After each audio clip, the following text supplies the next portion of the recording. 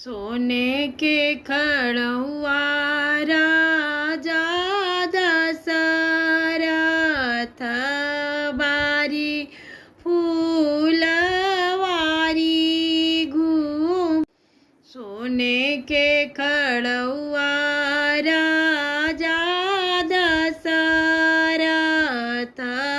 बारी फूलवारी घूमे हो। ए मालिनी इतना सुंदर बाड़ी बे इलिया काहे बाजिनी। ए मालिनी इतना सुंदर बाड़ी बे इलिया